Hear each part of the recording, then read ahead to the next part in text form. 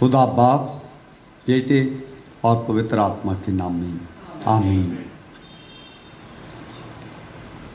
और यहोवा से प्रार्थना की, हे सेनाओं के यहोवा, हे करूबों पर विराजमान इस्राएल के परमेश्वर, पृथ्वी के सब राज्यों के ऊपर केवल तू ही परमेश्वर है।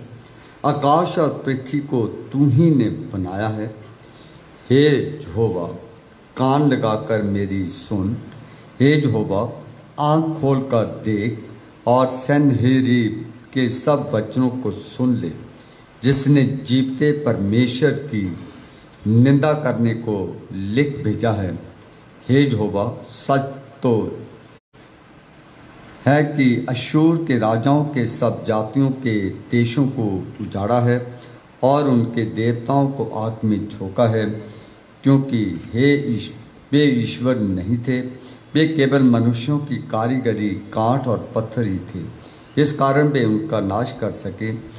अब हे हमारे परमेश्वर यहोवा, तू हमें उसके हाथ से बचा, जिससे पृथ्वी के राजा राजा के लोग जान ले कि केवल तू ही यहोवा है। आइए हम सब लोग गीत गाएंगे। गीत नंबर है 490, 490।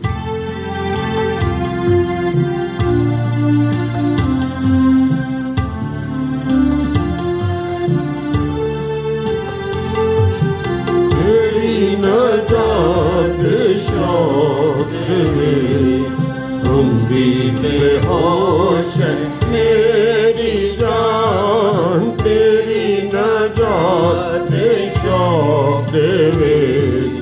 उन्दी बेहोश मेरी जान, तेरे ही कौल है खुदा।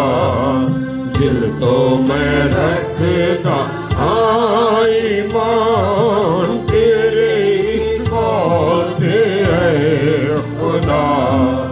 दिल तो मैं रखता ईमान, तेरी उड़ीक विच है खुदा। अखियां ते होइयां हन मना, तेरी उड़ीक विच है खुदा। अखियां ते होइयां हन मना, कदों जवाब तू करेगा, देवेगा तू तसल्लियां। कदों जवाब तू करेगा, देवेगा तू तसल्लियां। तेरी नजात शौक दे, उन्दी बेहोश मेरी जान। चमड़े की मश्क दी होया है रब्बा मेरा, चमड़े की मश्क दी मिसाल। होया है रब्बा मेरा, सुखी है जे पर मैं ना भूले तेरा नाम। सुखी है जेरी तू दे नाल, पर मैं ना भूले तेरा नाम। तेरी नजात शौक होश मेरी जान। मैनू तू दसी खुदा, कितने दिहाड़े जीवांगा। मैनू तू दसी खुदा, कितने दिहाड़े जीवांगा। मेरे दुश्मना दीदा, कदों तू करेगा नया। मेरे दुश्मना दीदा, कदों तू करेगा नजात शौक तेरे हुंदी बेहोश मेरी जान वास्ते मेरे ऐ खुदा ये जो कमंडी बेशरा वास्ते मेरे ऐ खुदा ये जो कमंडी बेशरा पुट दे हन टोरे डूंगे चा ਉਹਨਾਂ ਦੇ ਵਿੱਚ ਤਾਂ ਡਿੱਗ ਪਵਾਂ ਪੁੱਟਦੇ ਹਨ ਟੋਏ ਡੂੰਘੇ ਜਾ ਉਹਨਾਂ ਦੇ ਵਿੱਚ ਤਾਂ ਡਿੱਗ ਪਵਾਂ ਤੇਰੀ ਨਜਾਤ ਦੇ ਸ਼ੌਕ ਦੇ ਵਿੱਚ ਹੁੰਦੀ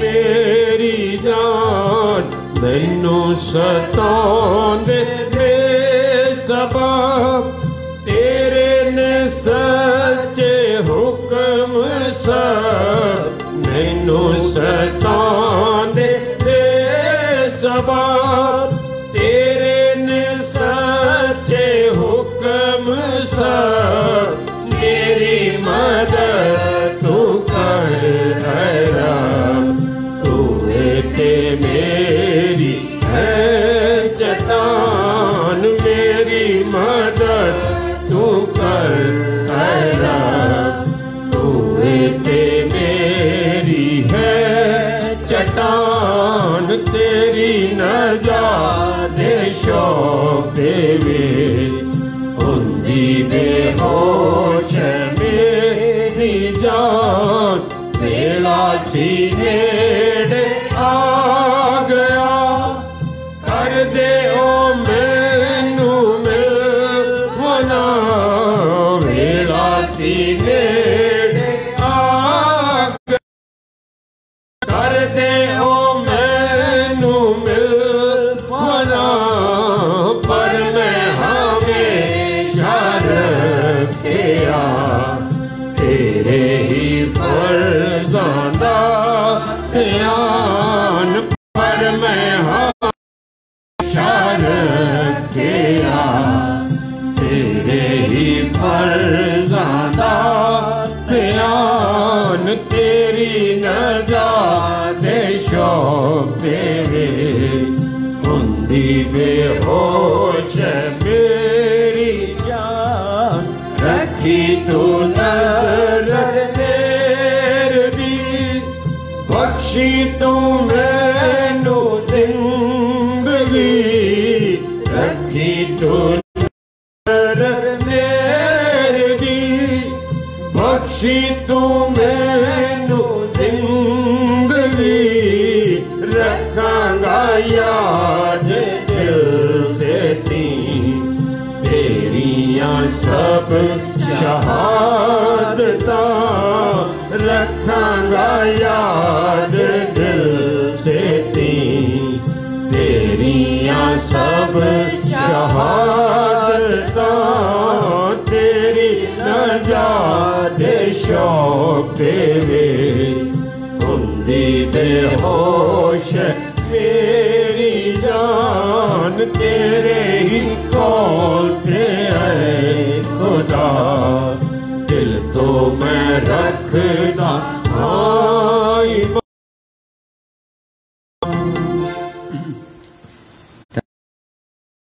का आइए मेहरबान बाप ज़मीन और आसमान के मालिक तेरा शुक्र करते हैं तेरा धन्यवाद देते हैं ज़िंदगी के लिए और ज़िंदगी की तमाम अच्छी नेमतों के लिए धन्यवाद देते हैं कि आपने हमें अब तक जिंदे और जिंदों की ज़मीन पे संभाल के रखा। धन्यवाद देते हैं रात भर की रखवाली के लिए, आज की खूबसूरत सुबह के लिए, बीते सप्ताह के लिए, बीते सप्ताह की दी हुई तमाम आशाओं के लिए धन्यवाद देना चाहते हैं प्रभु जी कि सुबह के शुरू में हम आपके चरणों में इकट्ठे होकर आपकी उपासना के लिए हाजिर हो सकें। हम सबों को अपनी पवित्र आत्मा से भर दीजिए ताकि आपकी पवित्र आत्मा की मदद से हम आपकी उपासना करें, ताकि आपको हमारी उपासना पसंद आए। जो वचन तेरी पवित्र आत्मा की अगुवाई में खुदावन पेश किए जाते हैं, सुनने वालों को खुदावन आशीष और बरकत मिले। दुआ मांगते हैं प्रभु जी इस अच्छे मौसम की। खुदावन आपने हमें गर्मी से राहत दी। धन्यवाद देना चाहते हैं पिता परमेश्वर कि तूने हमारी आज तक की रोज़मर्रा की ज़रूरतों को पूरा किया। दुख सुख के साथी हम मददगार ठहरे। हमारी कलीसिया, हमारे शहर, हमारे सूबे, हमारे मुल्क पे आपकी ख़ास आशीष और अनुग्रह बना रहा। दुआ मांगते हैं इस समय खुदावन तेरे हसूर अपनी कलीसिया के बीमार लोगों के लिए। पिता परमेश्वर दुआ मांगते हैं भाई अनिल लुइस के बेटे के लिए, अपने बच्चे को शो तंदुरुस्ती दे, चंगाई पाए, ख़ानदान तेरी महिमा करने पाए। हम सब की आस और उम्मीद तुझ पे। दुआ मांगते हैं खुदावन बहन एलिज़ाबेथ की माँ के लिए। खुदावन अपनी बंदी पे रहम और तरस का हिम्मत दे, ताकत दे, ताकि वह बची हुई ज़िंदगी बुजुर्गी के आलम में तुझ पे ईमान और भरोसा रखते हुए खुदावन अपने बच्चों के साथ बसर करे। और भी जितने हमारे बहन भाई अजीज़ किसी दुविधा की हालत में हैं, हम उन्हें भी दुआ में याद करें।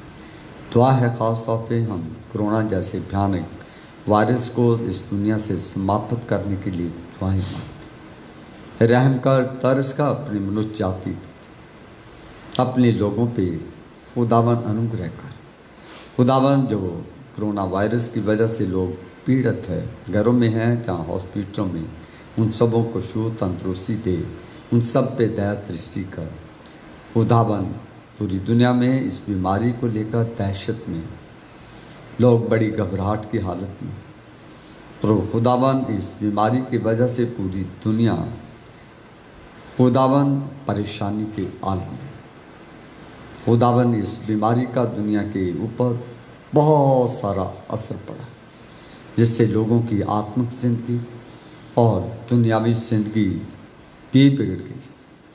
पिता परमेश्वर मिन्नत करते हैं कि इस भयानक बीमारी को दूर कर दें, ताकि लोग लोगों के करीब आएँ, हम आपके करीब, आप हमारे करीब। अपने बंदों के खुदावन गुनाहों की माफ़ी प्रदान करें, ताकि खुदावन हमारे गुनाह माफ़ किए जाएं और खुदावन हम तेरे चरणों में आएँ और तेरी महिमा करने पाएँ।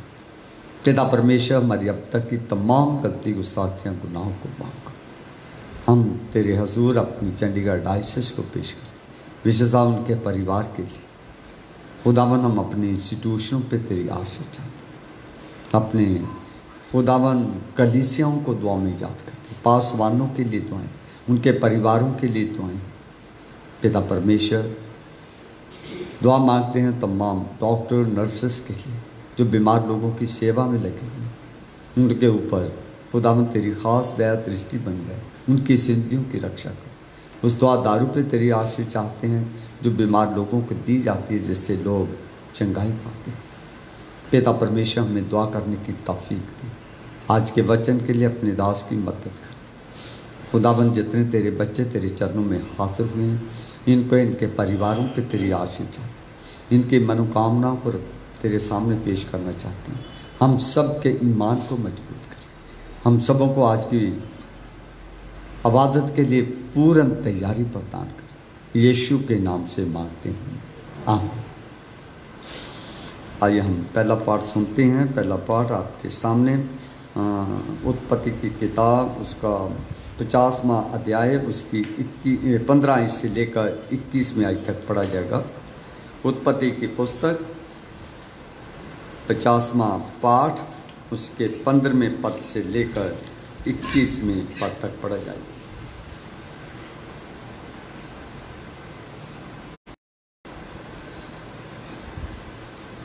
हम वचन में से पढ़ेंगे उत्पत्ति की पुस्तक, उसका 50 अध्याय 15 आयत से 21 आयत तक। जब यूसुफ के भाइयों ने देखा कि हमारा पिता मर गया है, तब कहने लगे, कदाचित यूसुफ अब हमारे पीछे पड़े और जितनी बुराई हमने उसके साथ की है सबका पूरा पलटा हमसे ले। इसलिए उन्होंने यूसुफ के पास यह कहला भेजा, तेरे पिता ने मरने से पहले हमें यह आज्ञा दी थी, तुम लोग यूसुफ से इस प्रकार कहना कि हम विनती करते हैं कि तू अपने भाइयों के अपराध और पाप को क्षमा कर। हमने तुझसे बुराई की थी, पर अब अपने पिता के परमेश्वर के दासों के अपराध क्षमा कर। उनकी ये बातें सुनकर यूसुफ रो पड़ा और उसके भाई आप भी जाकर उसके सामने गिर पड़े और कहा, देख हम तेरे दास हैं।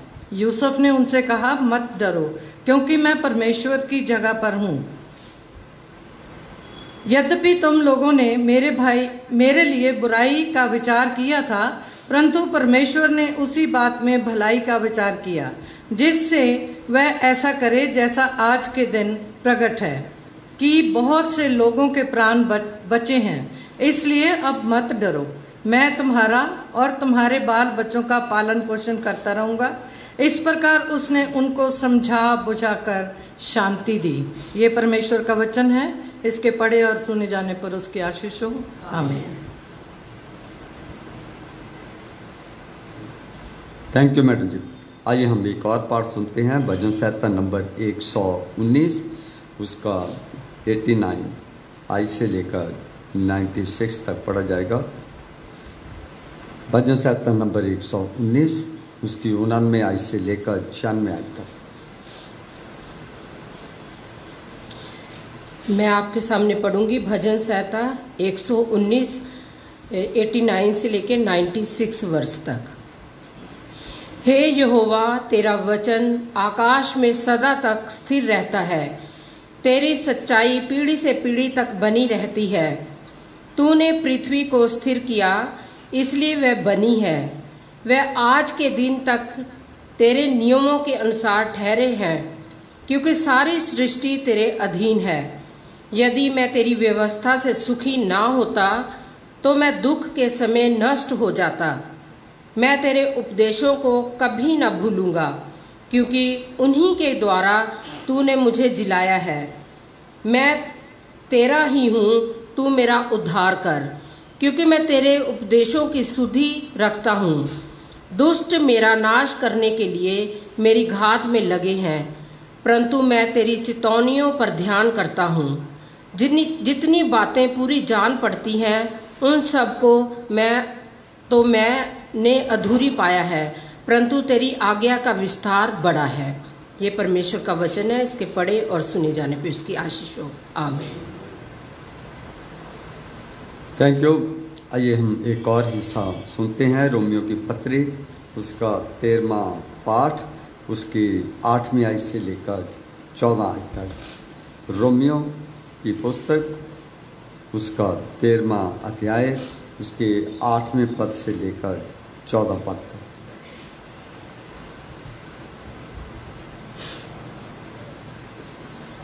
मैं पढ़ूंगी रोमियो की पत्री, उसका 13 अध्याय, उसकी 8 आयत से लेके 14 आयत के अंत तक। आपस के प्रेम को छोड़ और किसी बात में किसी के कर्जदार ना हो, क्योंकि जो दूसरे से प्रेम रखता है उसी ने व्यवस्था पूरी की है। क्योंकि ये कि व्यभिचार न करना, हत्या न करना, चोरी न करना, लालच न करना, और इनको छोड़ और कोई भी आज्ञा हो तो सबका साथ इस बात में पाया जाता है, अपने पड़ोसी से अपने समान प्रेम रख। प्रेम पड़ोसी की कुछ बुराई नहीं करता, इसलिए प्रेम रखना व्यवस्था को पूरा करना है। समय को पहचान कर ऐसा ही करो, इसलिए कि अब तुम्हारे लिए नींद से जाग उठने की घड़ी आ पहुंची है। क्योंकि जिस समय हमने विश्वास किया था उस समय के विचार से अब हमारा उद्धार निकट है। रात बहुत बीत गई है और दिन निकलने पर है, इसलिए हम अंधकार के कामों को त्याग कर ज्योति के हथियार बांध ले। जैसा दिन को शोभा देता है वैसा ही हम सीधी चाल चले, ना कि लीला कीड़ा और व्यंकड़पन में, ना व्यभिचार और लुचपन से, और ना झगड़े और ढा में, वन प्रभु यीशु मसीह को पहन लो और शरीर की अभिलाषा को पूरा करने का उपाय ना करो। ये परमेश्वर के वचन है, इसके पढ़े और सुने जाने पर परमेश्वर की आशीष हो। आमीन। थैंक यू, धन्यवाद। आइए हम सब लोग खड़े होकर एक और गीत गाते हैं। गीत नंबर 4 है, तेरा हूँ ऐ रब सुनता तेरी बात।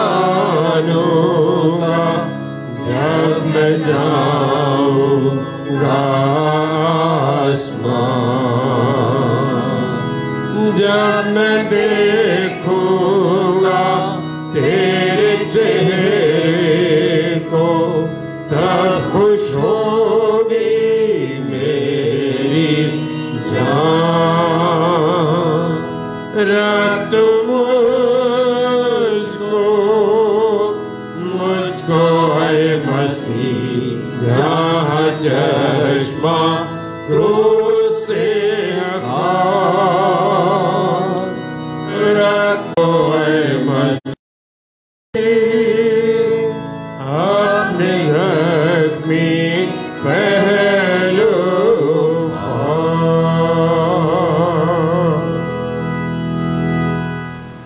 Thank you. आइए हम अंजील का हिस्सा सुनेंगे। अंजील का हिस्सा मत्ती की अंजील में से लिया गया है, उसका 5वां बाब, उसकी 38वें आयत से लेकर पाठ के आखिर तक पढ़ा जाएगा।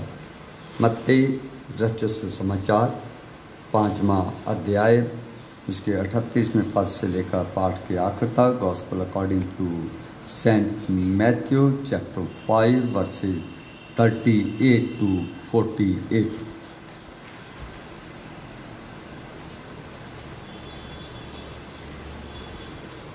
खुदावंद के पाक कलाम को सुनेंगे। मत्ती रसूल की इंजील, उसका 5वां अध्याय और 38 आयत से लेकर के 48 आयत के अंत तक। आए यीशु मसीह तेरा जलाल हो।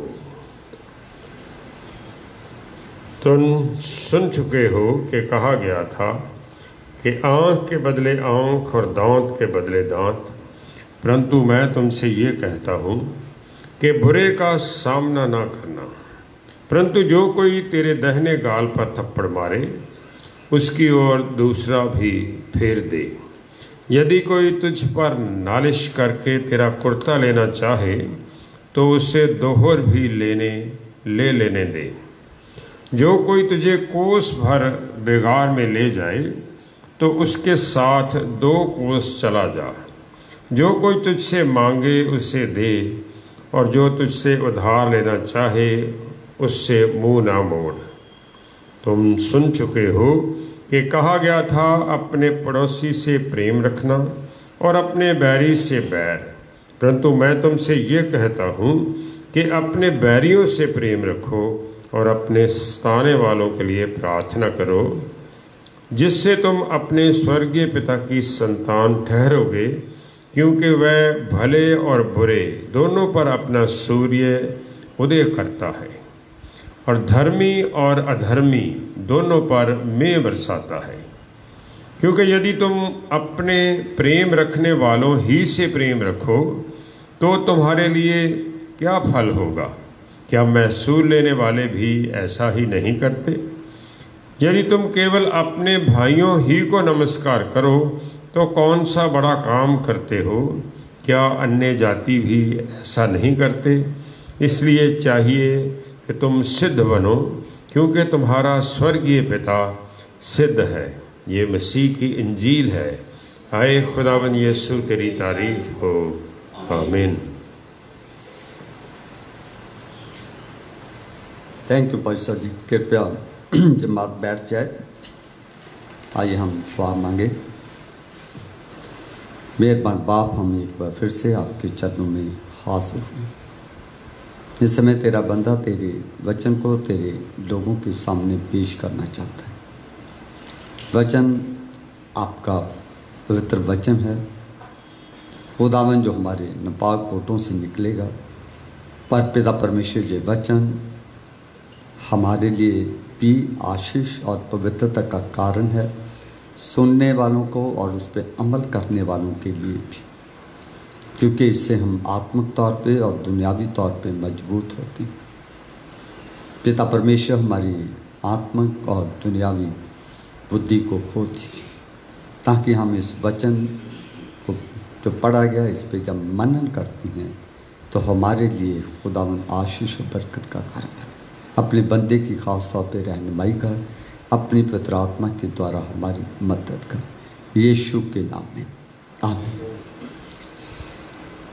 मेरे बहन भाइयों, मैं मसीह यीशु के नाम में आप सबको अपनी तरफ से और परिवार की तरफ से और CNI कल्वी चर्च की तरफ से सबको सलाम कहता हूँ। हम कई दिनों से लॉकडाउन के दौरान लोगों के साथ रूबरू तो नहीं मिल सकते हैं, पर लाइव होकर लोगों के साथ बातचीत कर रहे हैं। पर खुदा का धन्यवाद करते हैं कि खुदा ने हमें ये भी एक मीडिया ऐसा दिया है जिससे हम अपने लोगों के साथ मिल सकें, बातचीत कर सकें। गुज़रे दिनों में हमने कुछ बातें की जो पहाड़ी उपदेश में से हमने ली थी। कोई याद है किसी को? पहला हमने देखा था मन के ऊपर, है ना। दूसरा हमने देखा था नमक के ऊपर, है ना। तीसरा हमने देखा था क्रोध के ऊपर, है ना, हमने देखा। और आज भी एक बहुत बढ़िया हिस्सा आपके और मेरे सामने परमेश्वर की ओर से हमें मिला है, जिसमें है शत्रुओं को प्रेम करना। बहुत सारे लोग ये तो कहते हैं कि अपने पड़ोसी को प्यार करें, या जिसे वो प्यार, जो उनको अच्छा लगता है उसी से प्यार करते हैं, पर कभी कोई नहीं कहता है कि जो हमें प्यार नहीं करता हम उसे प्यार करें, है ना। प्रभु यीशु मसीह ने बहुत बढ़िया आयत कही है, 44 आयत है, परंतु मैं तुझसे ये कहता हूँ कि अपने बैरियों से प्रेम रखो और अपने सताने वालों के लिए प्रार्थना करो। बैरियों से प्रेम रखो और सताने वालों के लिए प्रार्थना करो। तो आज हम बातचीत जो करना चाहता हैं कि वो है प्यार, द लव ऑफ गॉड। बहुत ही प्यारा शब्द भी है। ये शब्द मैं सोचता हूँ सबको पसंद आता है। बहुत सारे ऐसे शब्द हैं, बहुत सारी ऐसी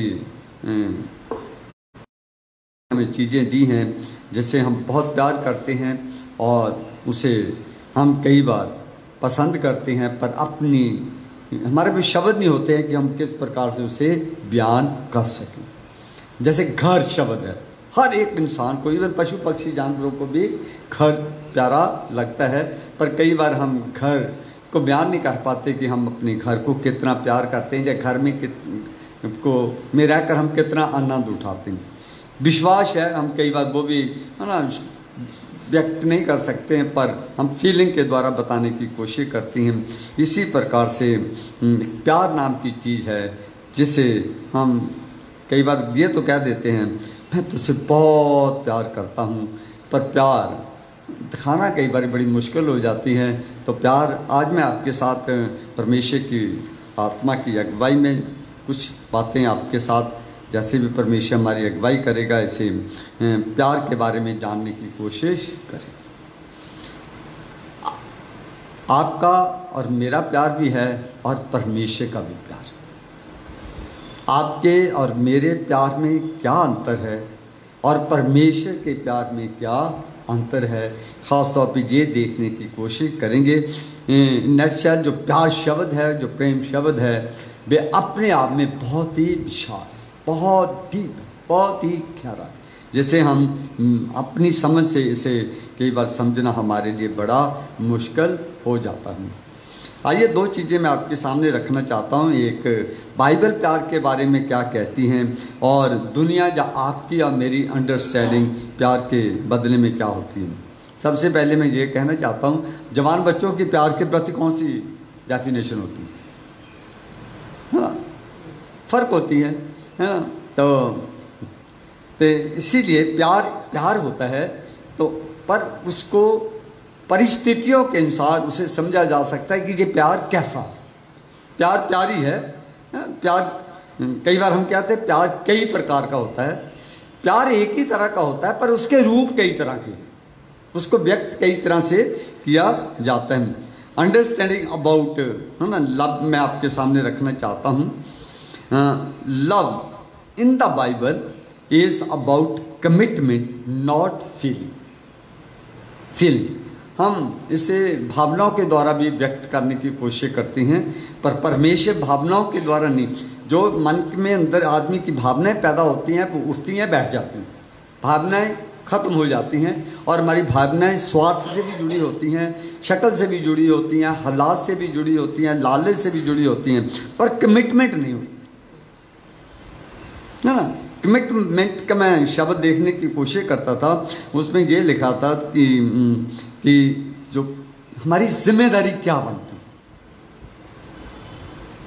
जिम्मेदारी हमारी क्या है, जब हमने जो वादा किया है उसे पूरा करना है, और जब हमने कोई संकल्प लिया है उसे हर हालत में पूरा करना है जी।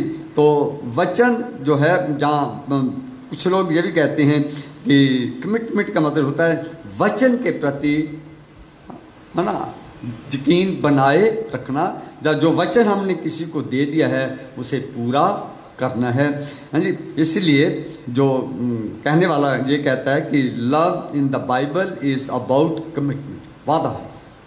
मैं आगे जाके बताऊंगा कि कैसे ये फीलिंग नहीं है, एक कमिटमेंट है। The love in the world is about feeling. दुनिया प्यार को एक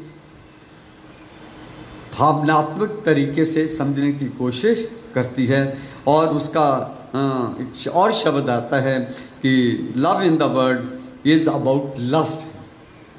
लस्ट, उसमें लस्ट कई तरह का होता है, बुरी नज़र से देखना भी है, लालच भी है, स्वार्थ भी है। तो दुनियावी प्यार ऐसा है। इसीलिए आज का जो हमारे CNI के कैलेंडर के अनुसार जो थीम दिया गया था वो बहुत बढ़िया था। Our love for other should be without our limit like the love of God. हमारा प्यार जो है उसकी कोई सीमा नहीं होनी चाहिए, क्योंकि परमेश्वर जो आपसे मुझसे प्यार करता है, जब दुनिया से प्यार करता है, उसके प्यार की कोई सीमा नहीं। तो प्यार इतना गहरा है कि कोई सीमा नहीं होती है। जब हम कहते हैं कि जो फीलिंग है, जो लस्ट है, तो वो सीमित हो जाता है, लेकिन परमेश्वर का प्यार सीमित नहीं होता है। But the love of God is much more than a feeling.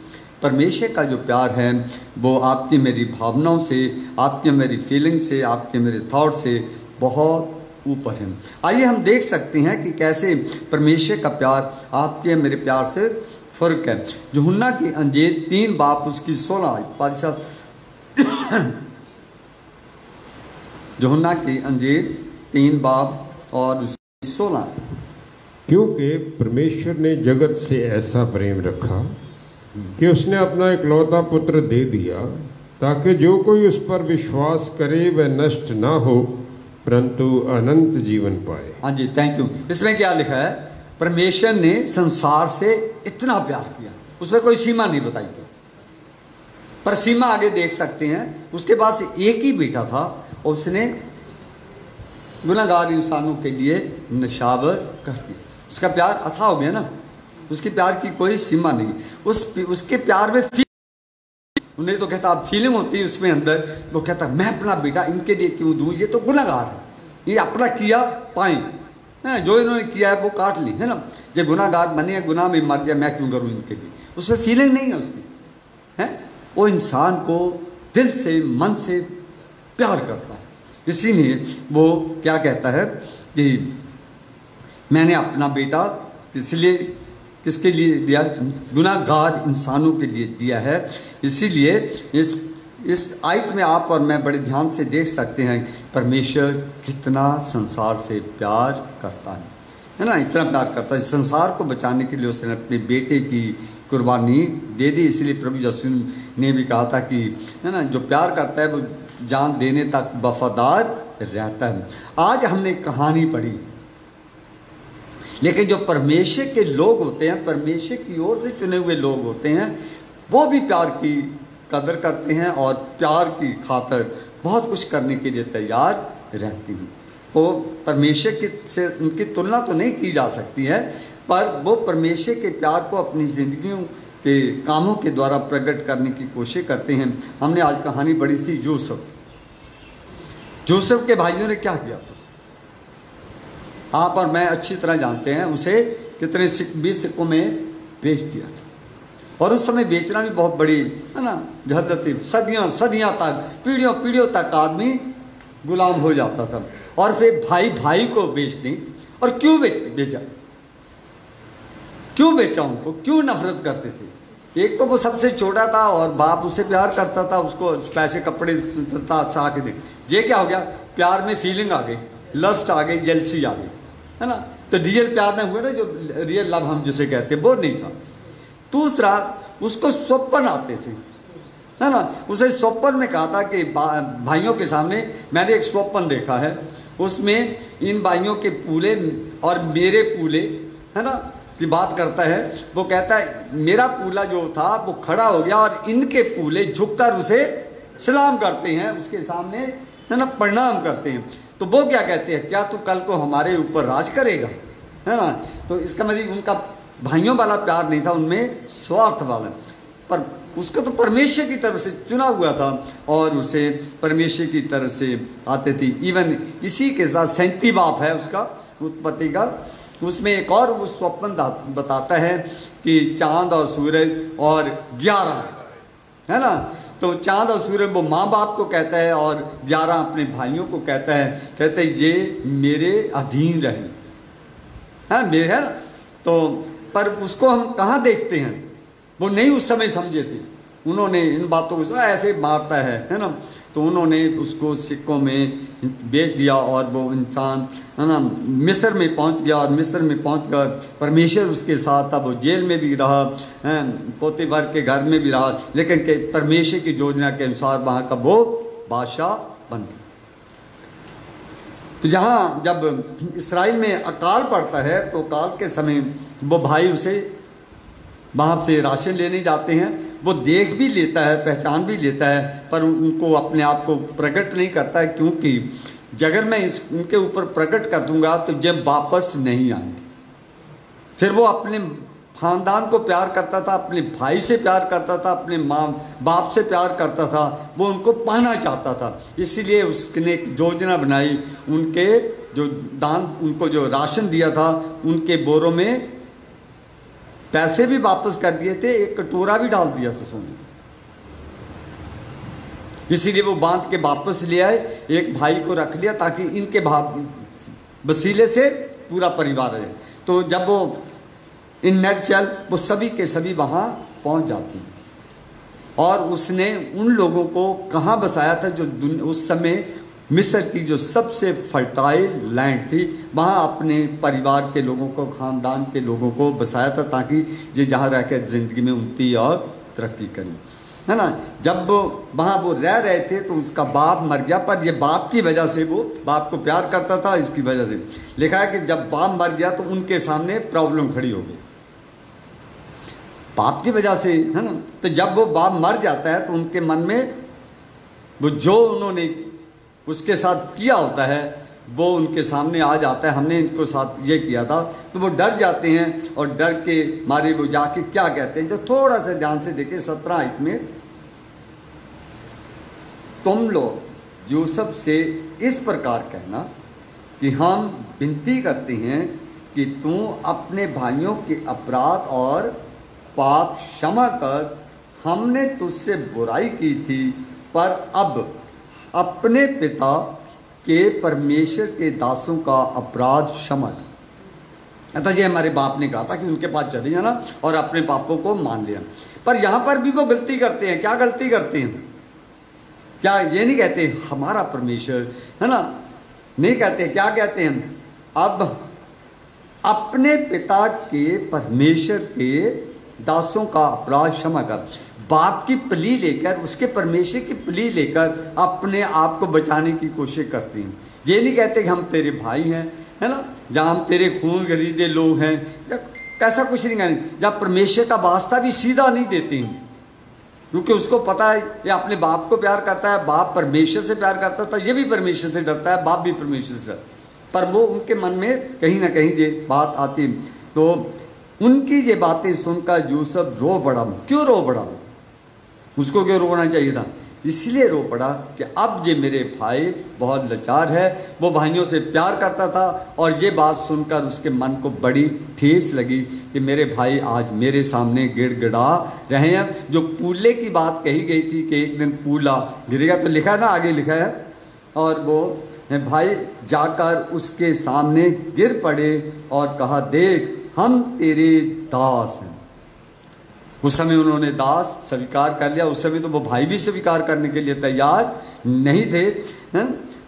पर यूसुफ परमेश्वर का जन था, परमेश्वर के प्यार की कदर करता था, उसे प्यार की अहमियत सी, हैं, खानदानी रिश्ते नातों का भी उसे, है ना, कदर थी। बहुत सारे लोग रिश्ते नातों की कदर नहीं करते और इसके भाइयों ने भी अपने भाई के रिश्ते की कदर नहीं की और उसने अपने भाई के रिश्ते की कदर इतना कुछ होने के बाद भी की। क्या यूसुफ ने उनसे कहा, मत डरो, क्या मैं परमेश्वर की जगह पर हूँ?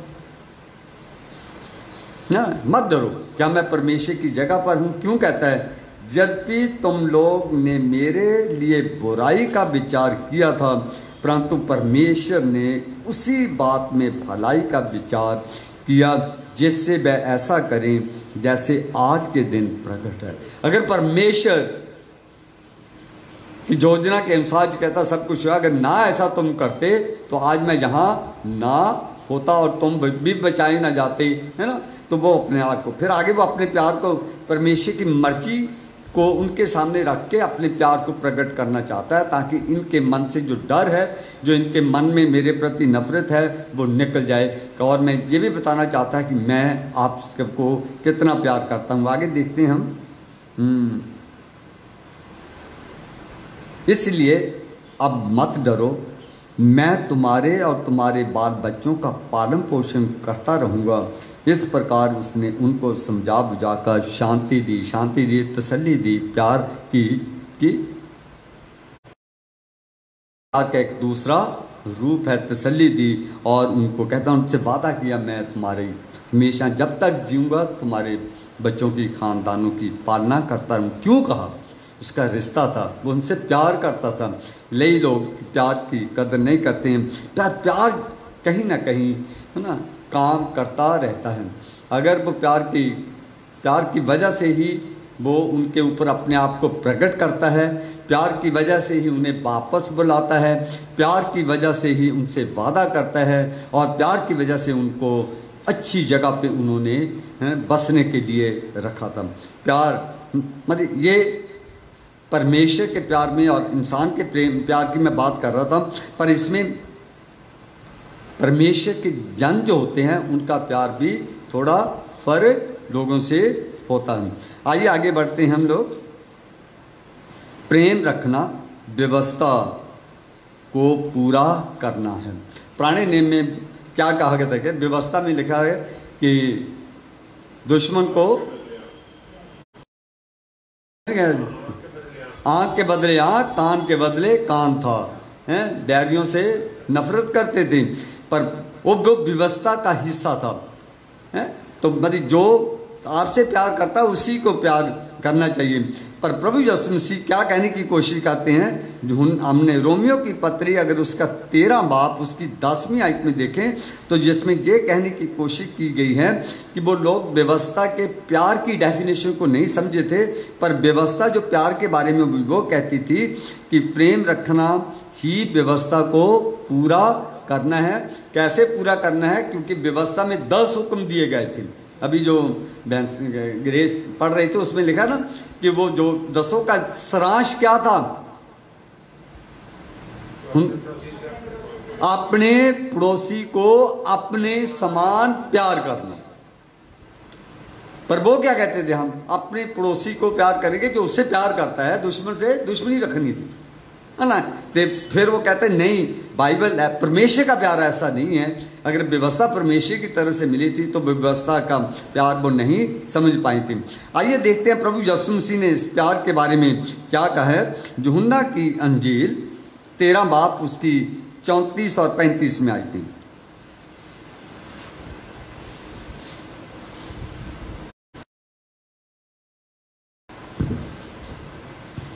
मैं तुम्हें एक नई आज्ञा देता हूँ कि एक दूसरे से प्रेम रखो। जैसा मैंने तुमसे प्रेम रखा है वैसा ही तुम भी एक दूसरे से प्रेम रखो। देखिए, थैंक यू जी। तो क्या कहता है, एक बार फिर पढ़ो। मैं तुम्हें एक नई आज्ञा देता हूँ। मैं तुम्हें एक नई आज्ञा देता हूँ। I am giving you new commandment, है ना। मैं वाचा बांधे जा रहा हूँ जैसे परमेश्वर बांधे जा रहा था। क्या है आगे? एक दूसरे से प्रेम रखो। हाँ जी, जैसा मैंने तुमसे प्रेम रखा है। थैंक यू जी। एक दूसरे से प्यार रखो जैसे मैंने तुमसे प्यार रखा है। ये प्रभु यीशु मसीह की आपके और मेरे लिए आज्ञा है। ये आपके और मेरे लिए आज्ञा है।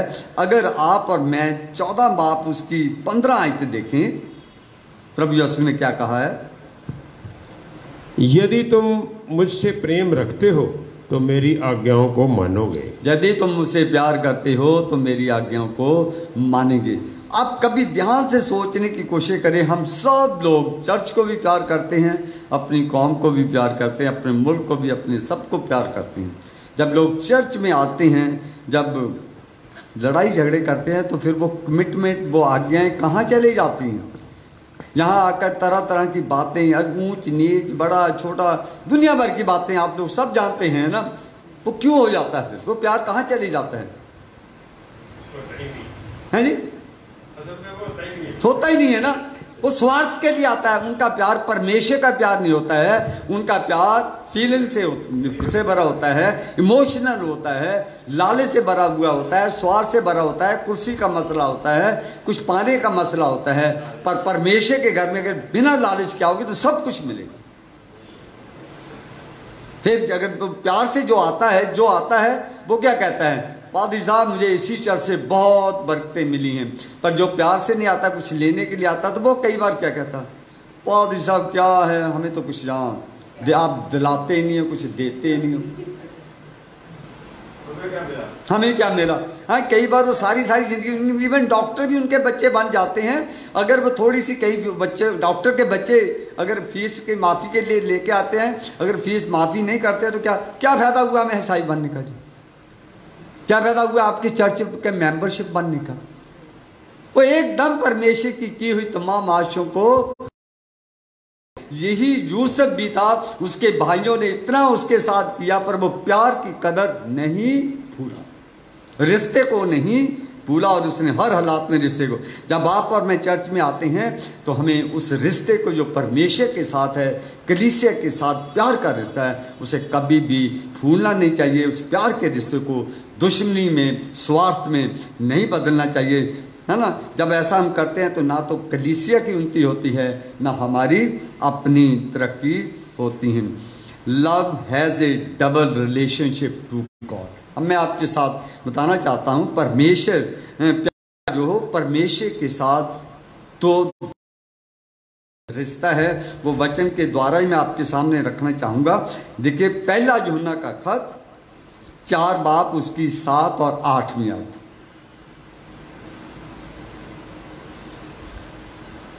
दोहरा रिश्ता कैसा है? तो प्यार का परमेश्वर के साथ। 4 की 7 8।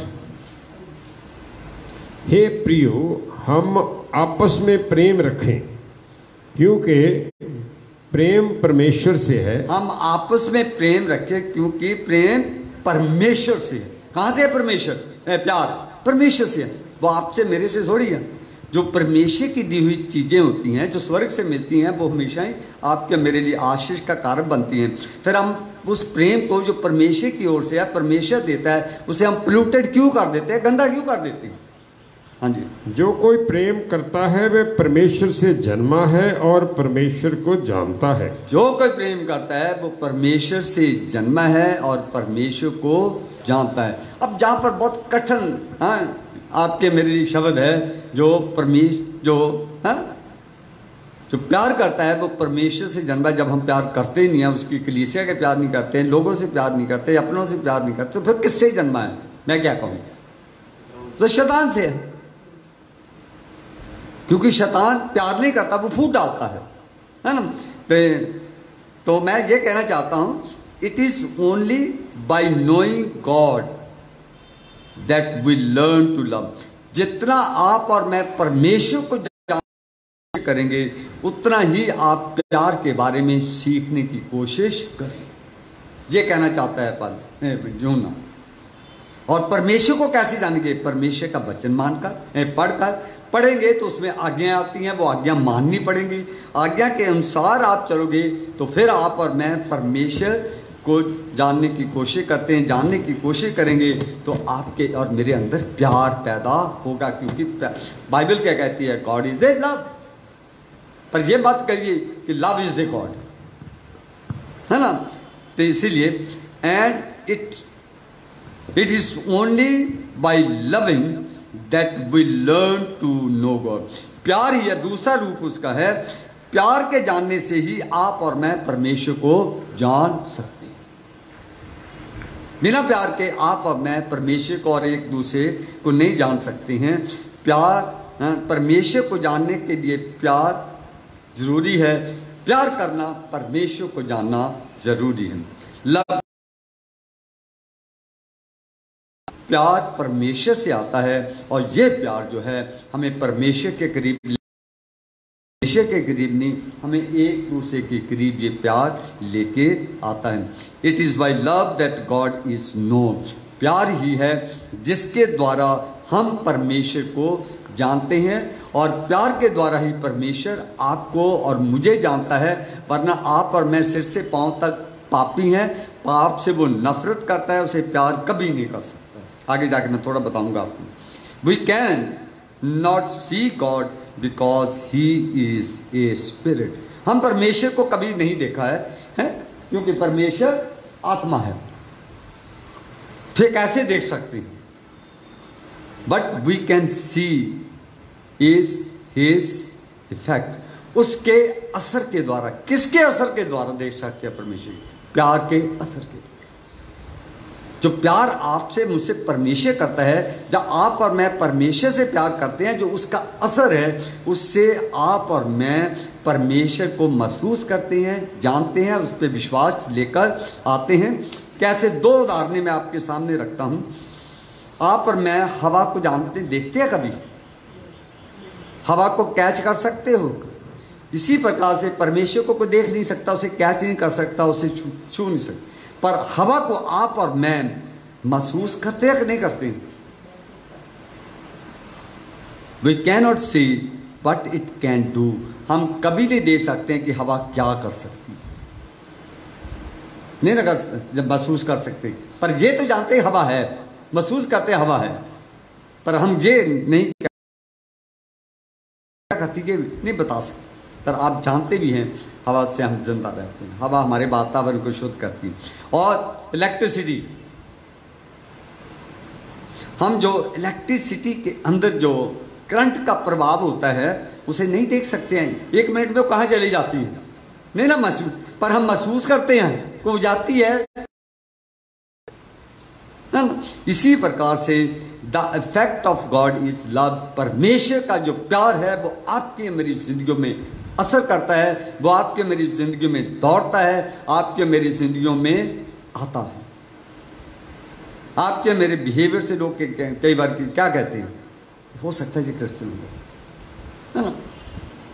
God's love is demonstrated in Christ. परमेश्वर का प्यार हम प्रभु यीशु मसीह के द्वारा देख सकते। इसलिए प्रभु यीशु ने कहा था, जिसने मुझे देखा है उसने मेरे बाप को देखा है। क्योंकि परमेश्वर ने अपने प्यार को दिखाने के लिए अपने बेटे को इस संसार में भेजा। डेमोन्स्ट्रेशन का मतलब होता है उस यीशु के द्वारा उनके ऊपर प्रकट कर।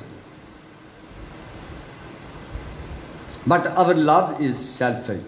आपका और मेरा प्यार जो है वो स्वार्थ है, लेकिन परमेश्वर का लव स्वार्थ रहित है, वो अनलिमिटेड है। मैं अब उदाहरण देना चाहता हूँ। हम खानदानी ज़िंदगियों में रहते हैं। हमारे खानदानी ज़िंदगियों में सबसे क्लोज रिश्ता क्या होता है? पति पत्नी का, है ना। किसी ने कहा है कि if we love the wife she will love, if we will love the wife she will love us, if we will hate the wife she will hate us, है ना। क्यों? क्योंकि उसमें फीलिंग है, लस्ट, स्वार्थ है। पर if we love our children they will love us, if we will not love our children they will not love us. जो बच्चों से प्यार करेंगे तो वो प्यार करेंगे, नहीं वो भी नहीं करेंगे।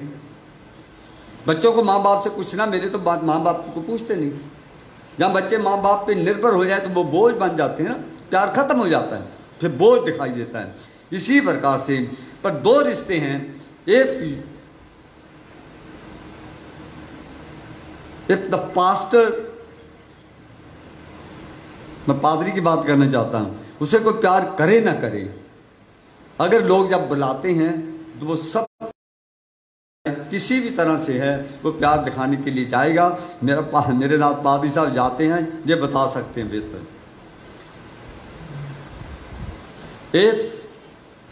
मैं कह नहीं सकता कि if you love your pastor love you, if you hate the pastor he will hate you. कर नहीं सकता है, चाहे वो उसके मन में कितनी भी हेट क्यों ना हो, वो कर नहीं सकता। वो अगर वो सच में खुदाबंद में है तो अपना प्यार दिखाने के लिए अपनी ड्यूटी को यूँ करेगा। उससे क्या होता है, वो अपनी फीलिंग को किल करेगा। जब वो किल करके चली जाएगा तो ऑटोमेटिकली उसके मन में एक दिन प्यार बना रहेगा, क्योंकि परमेश्वर ने जब सेवा दी है उस सेवकाई की वजह से वो अपनी प्यार की दुश्मनी की भावनाओं को मारकर सेवा के लिए जाता है। इसलिए पासवान जब होता है तो वो किसी के साथ दुश्मनी नहीं कर सकता है। मैं ऐसे परिवारों को जानता हूँ जिन्होंने गालियाँ भी दी, पर जब उनके दुख सुख हुआ हम उनके पास गए। उन लोगों ने जिन्होंने क्रिमिनल केस किए, जब हार्ट अटैक हुए, मैं अपने एल्डरों को लेकर उनको देखने के लिए CMC में भी गया। तो मुझे लोगों ने कहा, पादरी साहब क्या किसको देखने आए? मैं कहा ये मेरी पास्टर ड्यूटी है। कहते 8 दिन के बाद कोर्ट केस है। मैं कहा वो मेरी एडमिनिस्ट्रेटिव ड्यूटी है, मैं वो भी पूरी करूँगा। तो मेरे बहन भाइयों, प्यार हम बहुत आसानी से कह देते हैं आई लव यू, पर बहुत मुश्किल है उस प्यार कदर करना और उसको समझना। मैं एक उदाहरण आपके सामने मैंने एक बार रखी थी, मैं आज फिर रखना चाहता हूँ कि love is so powerful, it can remove even our pain. इतना पावरफुल है कि आपके मेरी तमाम दर्द को भी दूर कर सकता। एक लोग जले हुए लेके जाते, वहाँ एक पेशेंट था, उसका इलाज चल रहा था। वो कोई 70-80% जला हुआ पेशेंट था, लेडी पेशेंट थी। तो वो क्या कहते हैं, the patient ask doctor when you dress my wounds. वो क्या कहती है डॉक्टर साहब, जब आप मेरे जख्मों को साफ करते हो ना, मलहम पट्टी लगाते हो, तो I do not feel much pain, मुझे कोई तकलीफ नहीं होती। जख्मों पे मलहम लगाते हो तो मुझे ज़्यादा दुख नहीं होता है, पेन नहीं होता है। You are very loving and caring, you are very loving, आप बहुत प्यार करने वाले और बड़े श्रद्धा के साथ, बड़े प्यार के साथ मेरी देख रेख करते हो।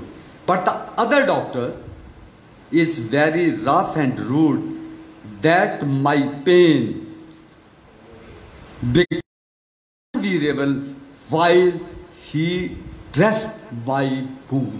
जब दूसरे डॉक्टर जब आते हैं, जिस दिन आपकी ड्यूटी नहीं होती है, जब वो आते हैं तो उस दिन मेरे जख्मों की पीड़ा और बढ़ जाती है और मैं बहुत चिल्लाती हूँ। किसी के बिहेवियर से, किसी की केयरिंग जो प्यार से करते हैं, वो इंसान के दिलों को, मनों को जीत भी सकता है और उनके दुख और मुसीबतों को कम भी कर सकता है। तो इसका मतलब यह है कि प्यार मलहम लगाता है, प्यार आपके मेरे जख्मों को सी सकता है, आपके मेरे जख्मों को भर सकता है। इसीलिए sympathy can shown through love, और सिंपैथी कम्स फ्रॉम लव। जो हमदर्दी है वो प्यार के द्वारा किसी को दिखाई जा सकती है, जहाँ सिंपैथी जो है वो आपके मेरे मन में कब आती है, जब आपके मेरे मन में किसी के लिए प्यार होता है। जब प्यार नहीं होता है तो कहते मरना मरने, हम क्या करना है ना, कहते हैं कि नहीं कहते हैं? तो प्यार है ना, लव योर नेबर्स।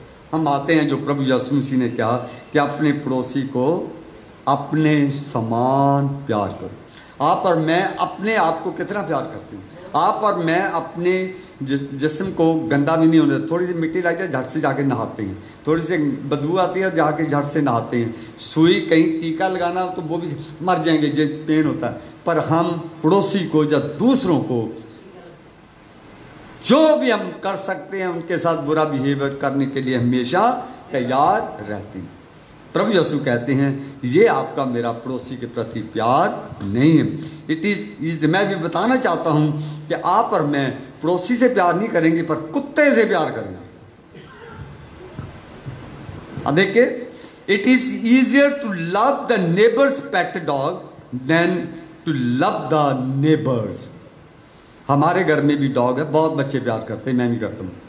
पर कहीं पड़ोस में किसी के कुछ हो जाए कोई नहीं देखने जाता, किसी का दुख दर्द महसूस नहीं। पर वो डॉगी बीमार हो जाए रात को 2 बजे भी लेके चले जाएंगे। पड़ोसी बीमार हो जाए कोई हाल भी पूछने नहीं जाता है। Is it the love of neighbour?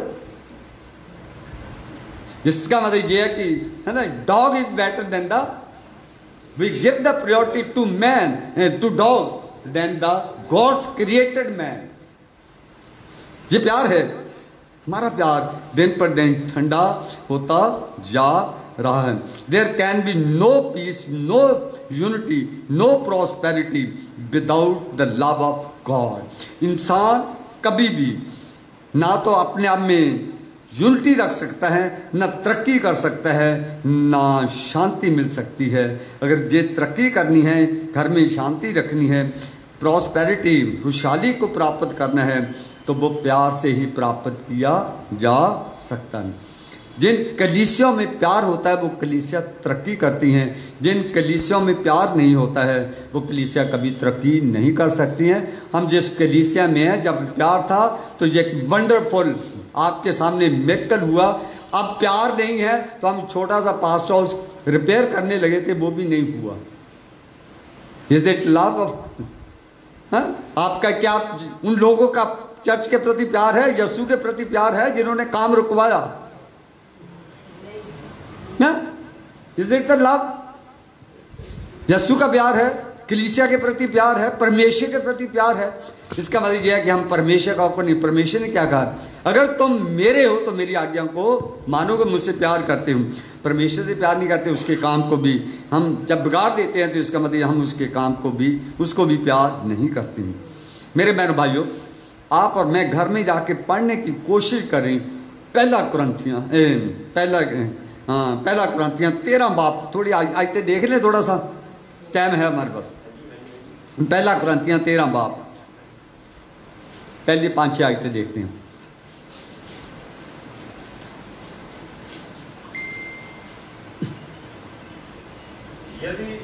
यदि मैं मनुष्यों और स्वर्गदूतों की बोलियां बोलूं और प्रेम ना रखूं तो मैं ठनठनाता हुआ पीतल और झनझनाती हुई झांझ हूं। देखिए ध्यान दीजिए, हम बोलियों की लैंग्वेज, अदर टंग्स की बात करते हैं ना बहुत बार, है ना? क्या आप क्या कहते हैं उसे, है ना, अन्य भाषा। अरे उस चर्च में क्या करना है जाके, वहाँ तो अन्य भाषा को जानते नहीं है। कहता है अगर प्यार नहीं करते हो, जब वो ये तुलना कर देते हैं कि उस चर्च में मत जाओ, वहाँ अन्य भाषा नहीं बोली जाती, तो प्यार नहीं है। वो ही शो कर देता है कि आपका मेरा प्यार है नहीं, हम दूसरे को डिग्रेड कर रहे हैं। तो इसका मतलब वो कहता है अगर आप अन्य बोलियां भी बोलें तो अगर प्यार नहीं है तो क्या करें? ठनठनाते पीतल की झांझ के समान हो। आगे देखिए। और यदि मैं भविष्यवाणी कर सकूं और सब भेदों और सब प्रकार के ज्ञान को समझूं, हर तरह का ज्ञान प्राप्त कर ले। बहुत सारे लोग भविष्यवाणी करते हैं, उस चर्च में मत जाओ, देखो हमारी चर्च में बहुत भविष्यवाणियां होती है। और मुझे यहाँ तक पूरा विश्वास हो कि मैं पहाड़ों को हटा दूं, परंतु प्रेम ना रखूं तो मैं कुछ भी नहीं। हाँ, बहुत सारे लोग क्या कहते हैं, हमारी चर्च में बहुत मिरेकल्स होते हैं, मिरेकल्स होते हैं। एक मिरेकल्स वाले चर्च में हमारा एक परिवार ईस्टर के दिन गया और मैंने उनसे पूछा आप ईस्टर के दिन क्यों नहीं आए? उनके पास टाइम नहीं था। मैं कहा नहीं, आप चर्च में रेगुलर आने वाले लोग हैं, आप झूठ बोल रहे हैं। कहते नहीं। फिर उन्होंने बोला पादी साहब हम आपको क्या बताएं, हमारे मेहमान आए हुए से बाहर से, उन्होंने कहा था ईस्टर के दिन वहाँ चर्च में जू जाके आना, वहाँ बहुत मोजते होते हैं, बहुत मोजते होते हैं। तो वो कहते हैं हम उनके साथ वहाँ चले गए। उन्होंने 3 घंटे हमें बाहर बिठाया। 3 घंटे के बाद हमने स्लिप भेजी, तो स्लिप पे लिखा हुआ था जी इनके रिलेटिव बाहर से आए हैं। फिर झट से बुला दिया। फिर अंदर जाके जब पहुँच गए, फिर उनके बाद 1 घंटे के बाद वो फिर उनको संदेश दिया गया, मिलने कोई नहीं पासवान आया, संदेश दिया गया आपने 12,000 रुपया फीस जमा कराई कि नहीं कराई, तब आपके लिए दुआ की जाएगी। तो वो गए थे वहाँ मिरेकल्स देखने के लिए कि मिरेकल्स वाला चर्च है, उसमें बहुत कुछ होता है। तो वहाँ से कहते हैं हम इस चर्च में कभी नहीं आएंगे। वहाँ से निराश होकर वापस आ गए। उन्हें वहाँ से मिरेकल की भावना से तो गए, पर वहाँ परमेश्वर का प्यार उन्हें नहीं मिला। जो वो इज्जत और मान परमेश्वर के नाम में चाहते थे उनको नहीं दी गई, इसलिए वो वहाँ से वापस आ गए। तो मेरे साथ वाले उनसे बोले जाओ फिर वहाँ जाके और देखो मिरेकल्स, है ना। तुम लोग बोलते हैं ना फिर, तो मेरे कहने का मतलब यह है कि जो बाइबल में लिखा है, अगर हम बड़े बड़े मिरेकल्स भी करें, अगर प्यार ना करें, तो हमारा मिरेकल करने का फ़ायदा, वो मिरेकल करने से दुनिया में तो आपको धन दौलत या शौहरत मिल जाएंगी, पर परमेश्वर के घर में आपको मुझे कुछ भी नहीं मिलना है तो प्यार की बदौलत आपको मुझे मिलना है। आगे, यदि मैं अपनी संपूर्ण संपत्ति कंगालों को खिला दूं या अपनी देह जलाने के लिए दे दूं और प्रेम ना रखूं, तो मुझे कुछ भी लाभ नहीं। बहुत बढ़िया दो चीजें उन्होंने कही हैं। बहुत सारे लोग दान देते हैं चर्च को बहुत, और कई बार बहुत सारे लोग दान गुप्त में देते हैं, पर वो प्यार से देते हैं। जो लोग कहते हैं दान दिया था मैंने, पाजी साहब वो अनाउंसमेंट नहीं की उसकी, मैं कहाँ खर्च किया, है ना, हाँ रसीद नहीं मिली, है ना। फिर कई बार ये कि हम इतना दान देते हैं, पाजी साहब आपने हमारा काम ही नहीं किया। जब बताइए ये चर्च वो दान, वो प्यार कहाँ गया जो यस्सु के प्यार की वजह से आपने दिया था, और परमेश्वर ने वो दान प्यार की वजह से देने की तौफीक दी थी। जब जो दान भरी भेंट आपने दी है वो परमेश्वर के प्यार की वजह से आपने पाई थी। क्या ये प्यार है? इसमें प्यार है। बहुत सारे लोग कहते हैं कि हमने बहुत कुछ किया, चर्च के लिए अपनी जान भी दे दी, पर प्यार ना दिया हो, अगर अपनी स्वार्थ के लिए जान दे दी हो, है, तो उसमें प्यार ना परमेश्वर के प्रति हो, वो कहता वो भी बेफायदा है। एक बहुत प्यारी आयत है, मैं आपके सामने रखना चाहता हूँ। वो क्या है? O God kindle my heart with love and O Lord help me to pass it on. कहता खुदाबंद के आगे वो दुआ करता है, खुदाबंद मेरे दिल को अपनी प्यार की ज्योति से भर दे, और इस ज्योति को मैं आगे, प्यार की ज्योति को आगे दूसरे लोगों में दे सकूं। मेरे दिल के अंदर प्यार की ज्योति जगा, और इस ज्योति को मैं दूसरों को दे सकूं। जिनके पास प्यार की ज्योति है ही नहीं, नफरत है, झगड़े हैं, लड़ाई है, वो आगे वो ही देंगे। उनके पास प्यार है नहीं, वो प्यार दे नहीं सकते हैं। इसीलिए कहा love is the essential of service. प्यार सबसे बड़ी परमेश्वर की सेवा। प्यार सबसे बड़ी है ना परमेश्वर की सेवा, क्योंकि प्यार से हम दुनिया की हर समस्या का हल ढूंढ सकते हैं। जहाँ प्रेम होता है वहाँ परमेश्वर होता है।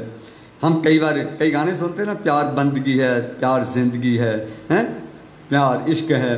वो परमेश्वर के प्यार की बातें करती हैं। जो बंदगी प्यार से नहीं होती हैं, जिस जिंदगी में प्यार नहीं होता है तो जिंदगी भी खराब है, वो वर्शिप भी बेकार है, जिसमें जिंदगी प्यार किसे बंदगी नहीं की जाती है। परमेश्वर के प्रेम की सीमा नहीं।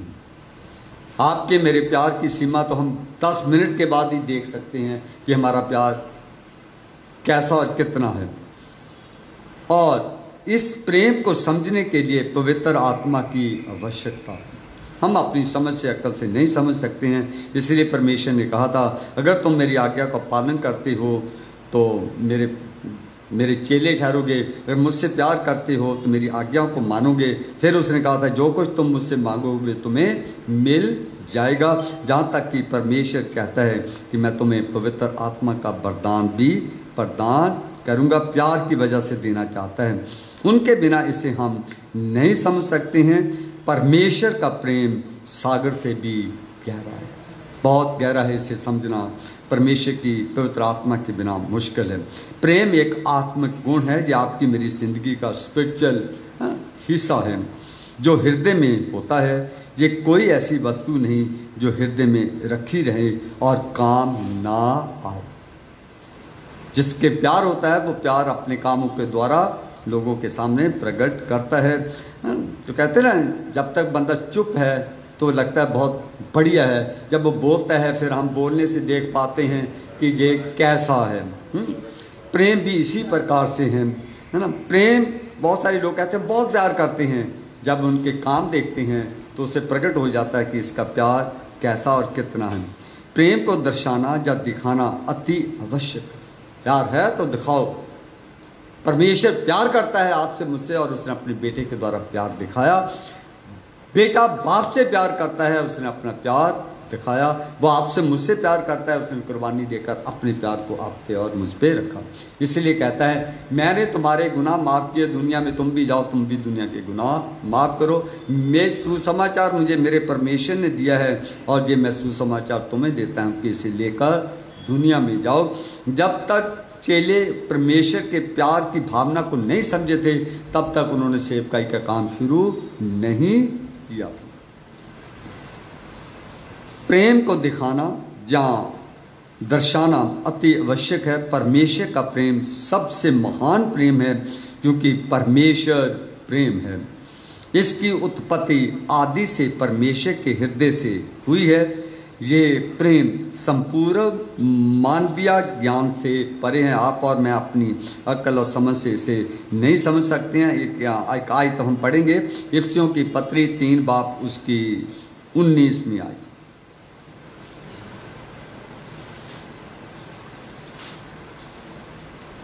इफिसियों 3 बाब उसकी 19वीं आयत। और मसीह के उस प्रेम को जान सको जो ज्ञान से परे है। मसीह के उस प्रेम को समझ सको जो आपके मेरे ज्ञान से परे है, कि तुम परमेश्वर की सारी भरपूरी तक परिपूर्ण हो जाओ। हाँ, हम परमेश्वर के ज्ञान को, परमेश्वर के प्रेम को बिना उसके ज्ञान के नहीं समझ सकते। कलीसिया प्रेम दर्शाने का एक सुनहरा स्थान है। कलीसिया एक ऐसा मकाम है, चर्च एक ऐसी जगह है जहां आप और मैं अपने प्यार को दिखा सकते हैं और दूसरों का प्यार पा सकते हैं। कलीसिया एक ऐसी जगह है जहां आप और मैं परमेश्वर के प्यार को दे सकते हैं और आप और मैं परमेश्वर को प्यार अपना दिखा सकते हैं। परमेश्वर पाप से घृणा और पापी से प्रेम रखता। हम कितने भी पापी क्यों ना, कितने भी गुनाहगार क्यों ना, पर वो आपसे मुझसे घृणा नहीं करता, पर आपके और मेरे जे अंदर जो गुनाह है उनसे घृणा करता है। अगर हम उन गुनाहों को बाहर निकाल देते हैं और परमेश्वर के प्यार को अपना लेते हैं तो हम उसके काबिल बन जाते हैं। इसीलिए वो कहता है परमेश्वर पाप से घृणा करता है, तो आपसे मुझसे नहीं। पर जब तक आपकी मेरी ज़िंदगी में पाप है, उसका प्यार आपकी मेरी ज़िंदगी में नहीं आएगा। जिस दिन आप और मैं अपने पापों को त्याग देंगे तो लिखा है वो पापी से प्रेम करता है। और प्रभु यीशु ने क्या कहा था, मैं धर्मियों के लिए पापियों के लिए आया हूँ।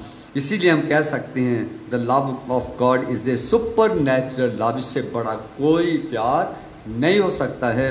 Everything is summed up in love. हर चीज़ का निचोड़ प्यार के द्वारा निकाला जा सकता है। प्रभु यीशु मसीह ने भी क्या 10 हुक्मों का निचोड़ उन्होंने 2 आज्ञाओं में हमें देकर दे दिया था। Love your God, love your neighbour as your self. प्रेम सभी चीज़ों का निचोड़ है। बाइबल आपके और मेरे नाम परमेश्वर का लिखा हुआ प्रेम पत्र है। इसे पढ़िए ताकि परमेश्वर का प्यार आप में और आपका और मेरा प्यार परमेश्वर में उमड़ पड़े और ये प्रेम दूसरे लोगों के लिए भी आशीष और बरकत का कारण बन जाए। उसे पढ़िए ताकि आपके और मेरे साथ परमेश्वर के प्रेम में संबंध बन सके, क्योंकि परमेश्वर का प्यार अगापे प्यार है, जिसे हम कहते हैं रियल प्यार है। आपका मेरा प्यार सेंटिमेंटल है। It is based on emotional, sentiment, sexual. It is a social love. It is not a supernatural love. The love of God is a supernatural love. प्रेम एक ऐसा परमेश्वर का साधन है, एक इंस्ट्रूमेंट है जिससे वह आपको और मुझे सिद्ध मनुष्य बनाना चाहता है। प्यार एक ऐसा परमेश्वर का हथियार है जिससे वो आपको और मुझे, है ना, शुद्ध या पवित्र या सिद्ध बनाना चाहता है। प्रभु यीशु ने क्या कहा, मैं शुद्ध हूँ तुम शुद्ध बनो, मैं पवित्र हूँ तुम पवित्र हो। यानी यीशु के करीब आने से, उसकी शिक्षाओं को मानने से आप और मैं शुद्ध बन जाएंगे। कैसे शुद्ध बन जाएंगे? जब हम उसकी शिक्षाओं का पालन करेंगे तो हमारी आत्मिक आंखें खुल जाएंगी, फिर हम बुराई से किनारा करके परमेश्वर की अच्छाई को अपना लेंगे। जब अच्छाई आपकी मेरी ज़िंदगी में आ जाएगी तो फिर आपका मेरा जीवन बदल जाएगा, और बदला हुआ जीवन लोगों के सामने जब पेश होता है तो फिर वो बहुत सारी प्रशंसा आपकी मेरी यीशु के नाम में करेंगे। देखो, जो इंसान को परमेश्वर ने नई ज़िंदगी दी है, परमेश्वर का प्यार है, इसके पास है ना, खुदा की दी हुई नई ज़िंदगी है वगैरह वगैरह। इसका अर्थ यह है कि प्यार आपकी मेरी ज़िंदगी को बदल सकता है, पर वो प्यार परमेश्वर का प्यार हो, निस्वार्थ हो, प्रेम से हम बहुत कुछ पा सकते हैं। May God bless you all. धन्यवाद। आइए दुआ में जाएंगे। दुआ में भाई जिंदर आप हमारी रहनुमाई करें।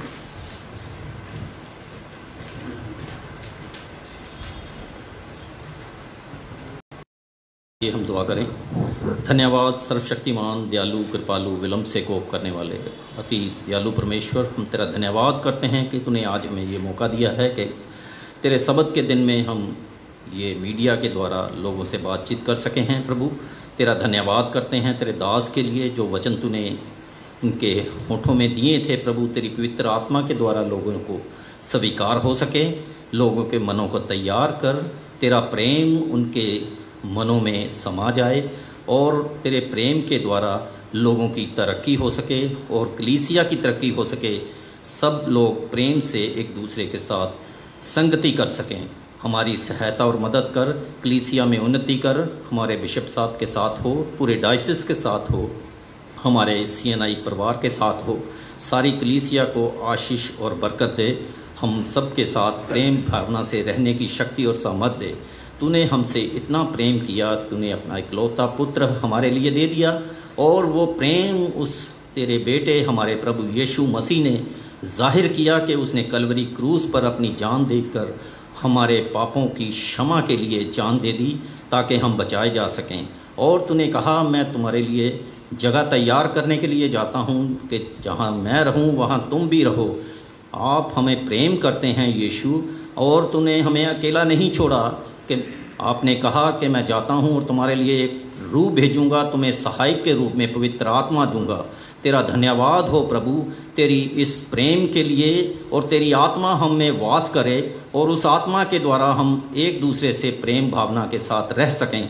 हमारी सहायता और मदद कर यीशु मसीह के नाम से, आमीन। थैंक यू भाई, धन्यवाद, खुदा बरकत दे। आइए हम आखिर में गीत गाएंगे। गीत, हाँ जी, जिंदा खुदा है हमारा, क्वायर की तरफ से होगा गीत।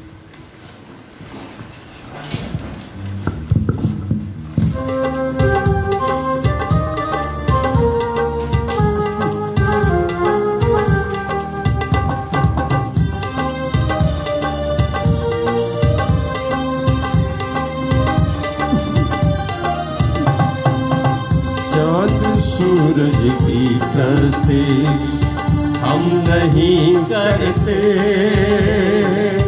चांद सूरज की प्रस्ते हम नहीं करते, दुनिया के माबूदों के आगे नहीं झुकते, दुनिया के माबूदों के आगे नहीं झुकते, क्योंकि जिंदा खुदा है हमारा, जिंदा खुदा है हमारा, जिंदा खुदा है हमारा, जिंदा खुदा है हमारा।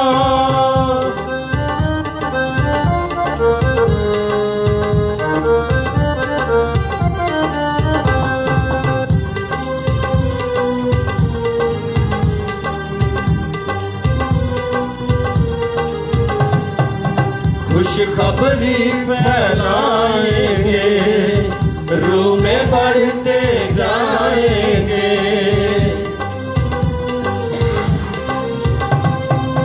खुशखबरी फैलाएंगे, रूह में बढ़ते जाएंगे, खोए सब इंसानों को पास यीशु के लाएंगे, खोए सब इंसानों को पास यीशु के लाएंगे, पास यीशु के लाएंगे। शैतानों के तूफानों से हम नहीं डरते, शैतानों के तूफानों से हम नहीं डरते, क्योंकि जिंदा खुदा है हमारा, जिंदा खुदा है हमारा, जिंदा खुदा है हमारा, जिंदा खुदा है हमारा।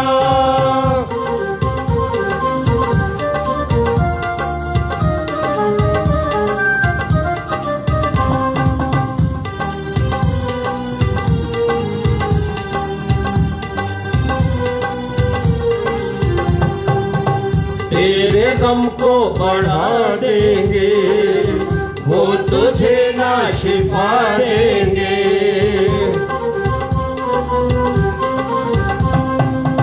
तेरे गम को बढ़ा देंगे, वो तुझे ना शिफा देंगे। जो हुए मिट्टी के ढेर, वो किसी को क्या देंगे।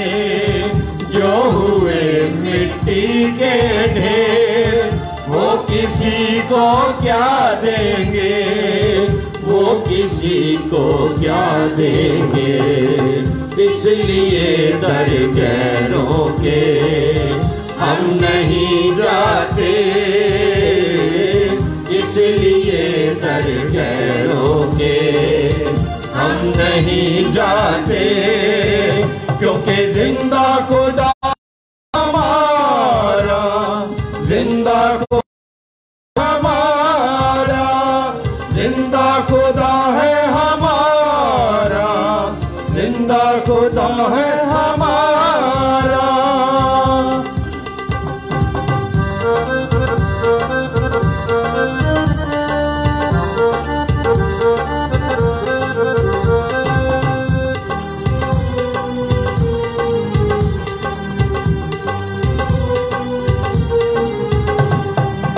जब सिताइश होती है, रूह की बारिश होती है।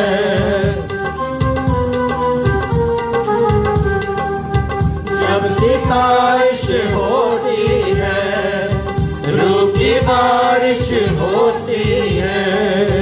यीशु तेरी हजूरी में रूह की जुम्बश हो, यीशु तेरी हजूरी में रूह की जुम्बश होती है, रूह की जुम्बश होती है। तेरी कुव्वत से खाली हम नहीं रहते,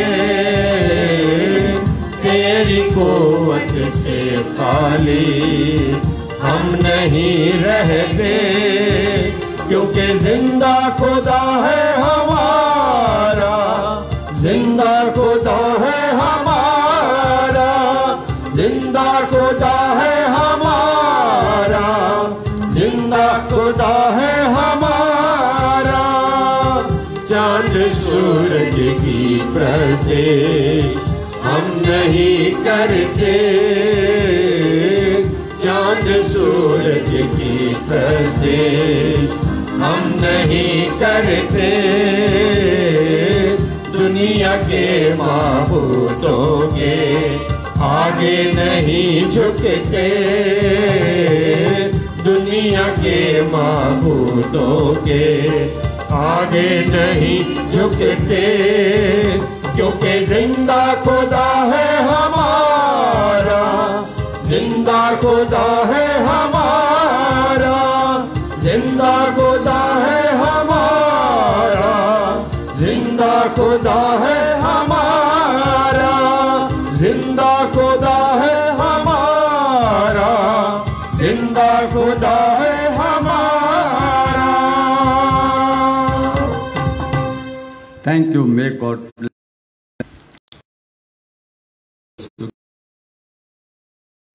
ऐ हमारे बाप जो तू आसमान पर है, तेरा नाम पाक माना जाए, तेरी बादशाह आए। तेरी मर्जी जैसे आसमान पे पूरी होती है, ज़मीन पर भी हो। हमारे रोज़ की रोटी आज हमें दे, जैसे हम दूसरे के कसूरों को माफ़ करते हैं, तू हमारे कसूरों को माफ़ कर। हमें आजमाइश में पड़ने दे, बल्कि बुराई से बचा, क्योंकि बादशाह, कुदरत और जलाल हमेशा तेरे हैं। आमीन। अब हमारे खुदावंद यीशु मसीह का अनुग्रह, परमपिता परमेश्वर का प्यार और पवित्र आत्मा की सहभागिता हम सबों के साथ अब से लेकर हमेशा तक होता रहे। आमीन।